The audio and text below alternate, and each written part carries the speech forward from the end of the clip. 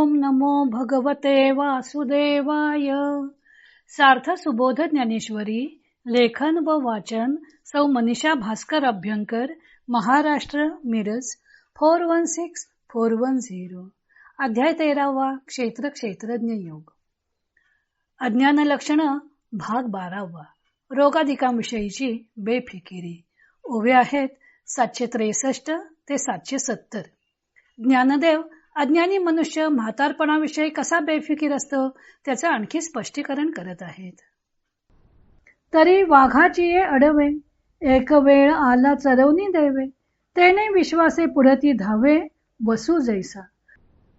तर वाघाच्या अरण्यातून दैवयोगाने एक वेळा सुरक्षितपणे पोळ चरून आला. त्या विश्वासाने जसा तो पोळ पुन्हा त्या अरण्यात धावतो. का सर्पघरा आतू, अवचटे ठेवा आणीला स्वस्तू, येतुली यासाठी निश्चितू, नास्तिकू होय. ज्या जागेत पुरलेल्या द्रव्यावर सर्प होता अशा जागेतून एकदा चुकून सुरक्षितपणे द्रव्य आणले. एवढ्यावरून जो खास नास्तिक होतो म्हणजे पुरलेल्या द्रव्यावर सर्प असतो व तो द्रव्य घेऊ देत नाही ही गोष्ट खोटी आहे असे मानतो. तैसेची अवचटे हे एक दोन्ही वेळाला आहे, एथ रोग एक आहे हे मानी नाजू. त्याप्रमाणे आरोग्य हे एखाद दुसऱ्या वेळी चुकून मिळालेले असले तर तेवढ्यावरच या शरीरात रोग म्हणून काही एक आहे ही गोष्ट जो मानितच नाही. वैरिया निदा आली, आता द्वंद्वे माझी सरली, हे मानी तो सपिली, मुकला जेवी. शत्रूला झोप लागली एवढ्यावरून जो असे मानतो की आता आपले भांडण तंटे संपले असे मानून जो स्वस्थ राहतो तो ज्याप्रमाणे आपल्या मुलाबाळांच्या सह नाश पावतो. तैसी आहार निद्रेची उजरी, रोग निवांतू जोवरी, तव जो न करी व्याधी चिंता. त्याप्रमाणे आहार व निद्रा ही जेथपर्यंत यथास्थित चालू आहेत व जोपर्यंत रोग निवांत आहे तोपर्यंत जो रोगाची काळजी करत नाही. आणि स्त्री पुत्रादी मिळे, संपत्ती जवजव फळे, तेने रजे डोळे, जाती जयाचे. आणि स्त्री पुत्राधिकांच्या संगतीत जशी जशी संपत्ती अधिकाधिक मिळत जाते तस तसा त्या संपत्तीच्या धुराने ज्याच्यातील विचार नाहीसा होतो. सवेची वियोगू पडैल, विळवणी विपत्ती येईल, हे दुःख पुढील देखे नाजू. या स्त्री पुत्रादी व संपत्ती यांचा तात्काळ वियोग होईल व एका दिवसात वाईट अवस्था येईल हे पुढले दुःख तो आगाऊ जाणत नाही. तो अज्ञानगा पांडवा आणि तोही तोची जाणावा, जो इंद्रिये अभासवा चारी एक. अर्जुना, तो अज्ञानी आहे आणि जो इंद्रियांना हवे ते म्हणजे बरे वाईट न पाहता विषय देतो तो देखील तोच म्हणजे अज्ञानीच समजावा. अज्ञानी मनुष्य वारंवार घ्यावे लागणारे जन्म, त्यामुळे सोसावे लागणारे मृत्यू, म्हातारपणात शरीराची होणारी अवस्था या कोणत्याच गोष्टी लक्षात घेत नाही. तसंच भविष्यात कोणतं संकट येईल याची चाहूल घेत नाही. एकूण खा प्या मजा करा अशी अज्ञानी लोकांची वृत्ती असते.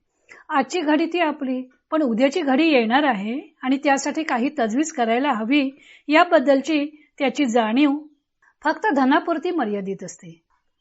कारण उद्याही आपल्याला आजच्या सारखेच उपभोग मिळायला हवेत ही त्याची आकांक्षा असते. आज अंगात तारुण्य आहे, धनसंपत्ती आहे, तोपर्यंत तो अज्ञानी मनुष्य अत्यंत बेफिकिरीने वागत असतो. पण उद्या उपभोग मिळण्यासाठी शरीरही तेवढंच कार्यरत हवं याची त्याला जाणीव नसते. आज आरोग्य आहे त्यामुळे भविष्यात रोग होणारच नाही असा तो धरून चालतो. आपला आज साथ देणारा देह सुद्धा उद्या क्षीण होईल, रोगाधिकांचे त्यावर आक्रमण होईल हा विचारच त्याच्या मनाला शिवत नाही. ज्ञानदेव दृष्टांत देतात की एखादा पोळ अरण्यात जातो, तिथं लुसलुशीत गवत खायला मिळतं, त्यामुळे त्याला त्या अरण्याचीच ओढ लागलेली असते.